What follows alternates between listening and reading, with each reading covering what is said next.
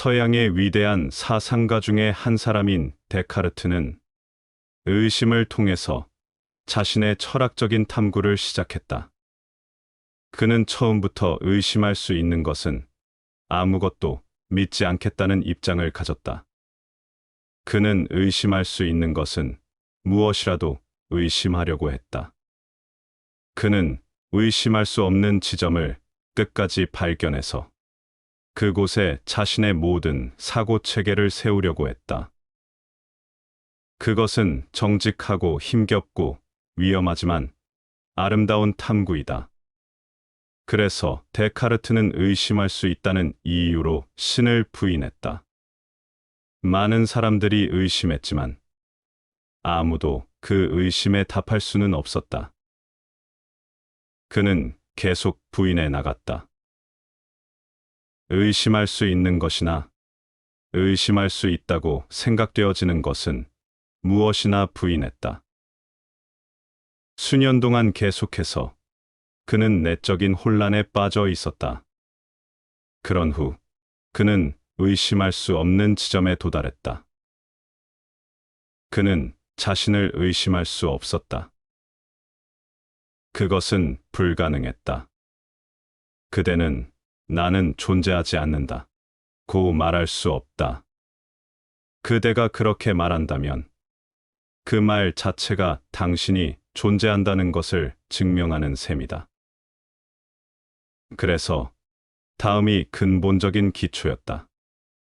나는 자신을 부인할 수 없다. 나는 내가 존재하지 않는다고 말할 수 없다. 누가 그것을 말할 것인가?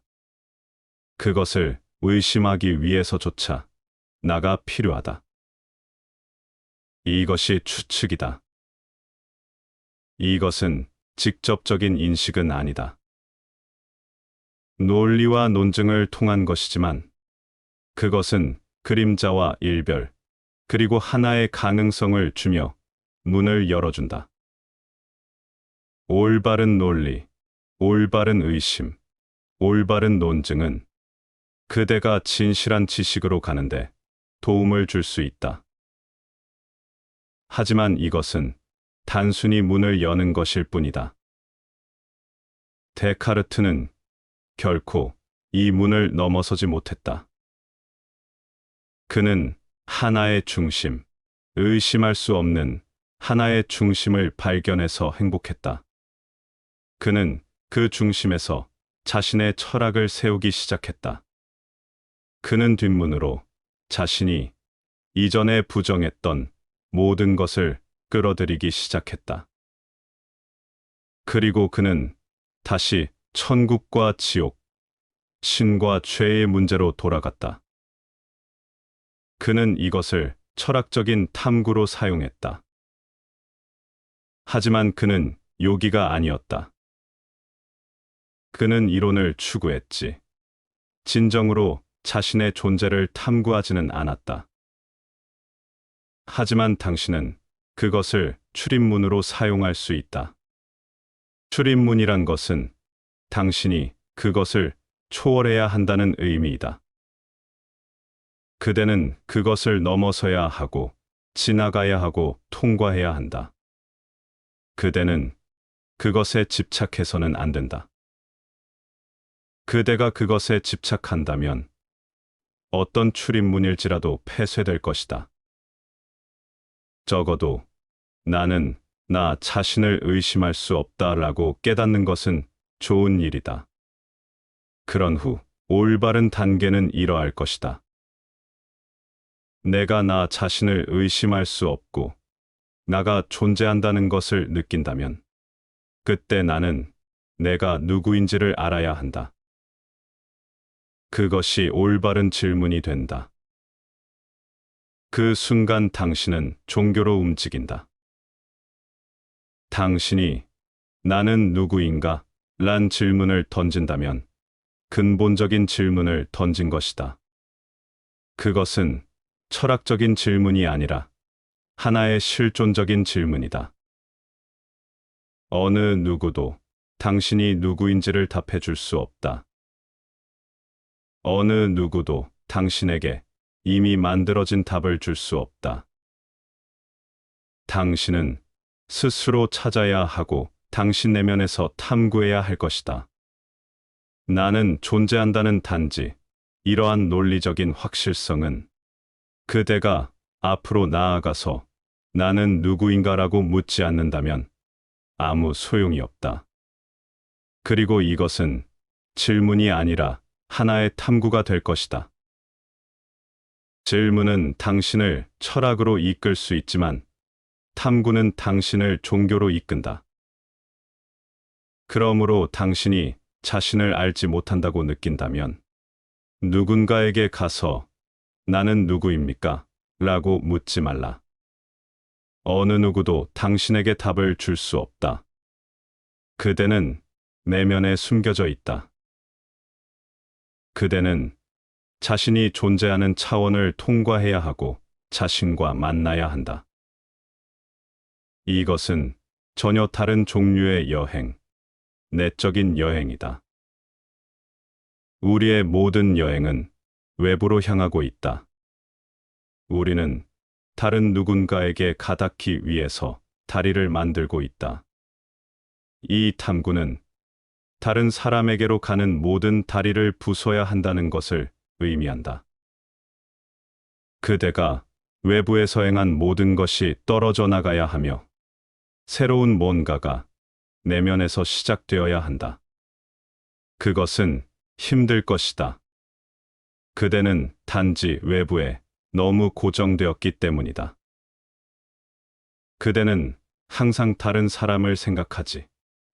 자신은 결코 생각하지 않는다. 이것은 이상한 일이다. 어느 누구도 자신에 대해서는 생각하지 않고 다른 사람에 대해서만 생각하고 있다. 때때로 당신이 자신에 대해서 생각한다 하더라도 그것 역시 다른 사람과 관계된 것이다. 그것은 결코 순수하지 않다. 그것은 오로지 당신에 대한 것은 아니다. 단지 당신에 대한 생각만 한다면 생각하는 것을 내려놓아야 할 것이다. 자신에 대하여 무엇을 생각할 수 있는가? 다른 사람에 대하여 당신은 생각할 수 있다. 생각한다는 것은 어떤 것에 대한 것을 의미한다. 당신은 자신에 대하여 생각할 수 있는가? 그렇게 하려면 생각하는 것을 놓아야 하며 내면을 보아야 한다. 생각을 하지 않고 바라보고 관찰하고 주시해야 한다. 모든 과정이 변할 것이며 자신을 탐구해야 한다. 그것은 당신의 존재이다. 그때 새로운 탐구가 일어날 것이다. 그것은 질문이 아니다. 당신은 나는 누구인가 하고 물을 것이다. 라마나 마하리쉬는 평생 동안 자신의 제자들에게 단 하나의 화두만을 주었다. 그는 말한다. 단지 앉아서 눈을 감고 나는 누구인가? 나는 누구인가? 하고 질문을 계속하라. 하지만 그것은 만트라가 아니다. 그대는 그것을 습관적인 말로 사용해서는 안 된다. 그것은 하나의 내적인 통찰이 되어야 한다. 마음에서 일어나는 모든 생각 중에서 가장 먼저 일어나는 생각은 나라는 생각이다. 이 생각이 일어난 다음에 다른 생각들이 일어난다. 따라서 마음의 본질을 이해하기 위해서는 우선 이 나라는 것이 무엇인지를 알아야 한다. 나는 누구인가? 라는 의문을 가지고 계속 탐구에 들어감으로써 가능하다. 다른 생각이 일어나면 그 생각과 동일시되지 말고 이 생각이 누구에게 일어났는가? 라고 물어야 한다. 아무리 많은 생각이 일어나도 마찬가지다. 한 생각이 일어날 때마다 놓치지 말고 이 생각이 누구에게 일어났는가? 라고 물어야 한다. 거기에 대한 해답은 나에게가 될 것이다. 그러면 다시 나는 누구인가라고 묻는다. 이렇게 나는 누구인가라는 질문을 계속하면 마음은 점점 그 근원으로 향하게 되고 생각은 점점 사라지게 될 것이다. 그리고 두 번째로 계속 그것을 질문하면 그대의 마음은 영혼, 자, 신성과 같은 답을 할 수도 있지만 그것들에 귀를 기울이지 말라. 그것들은 모두 빌려온 것이며 들은 것일 뿐이다. 자신이 누구인지를 알지 못한다면 그것들을 제쳐두라.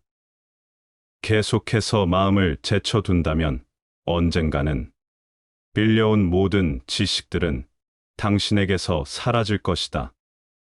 생애 처음으로 당신은 자신과 대면하고 자신의 내면을 보게 된다. 이것이 문이다. 이것이 열림이다.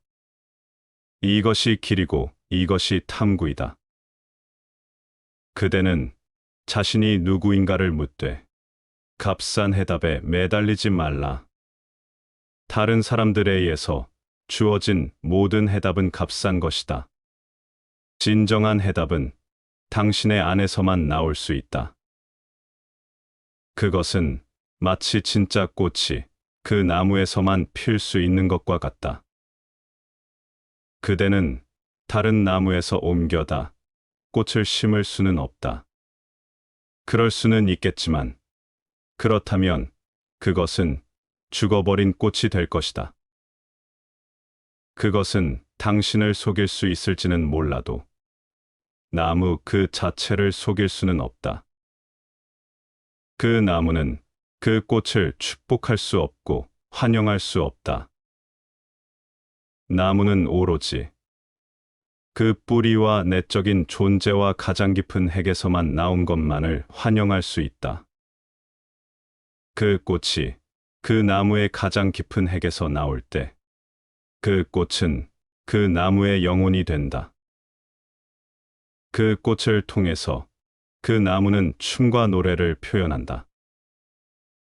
그때 그 나무의 전 생에는 의미 있는 것이 된다. 바로 그와 마찬가지로 해답은 당신 안에서, 당신의 뿌리에서 나올 것이다. 그때 당신은 춤출 것이다. 그때 당신의 전 생에는 의미가 있을 것이다. 해답이 외부에서 주어진다면 그것은 단지 하나의 표시, 죽은 표시가 될 것이다.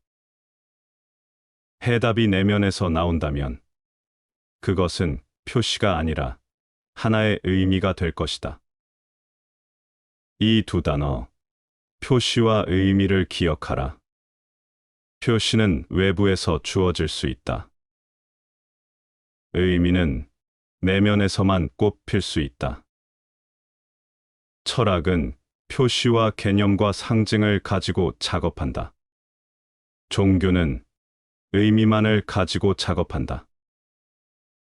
종교는 말과 표시와 상징과는 관련이 없다.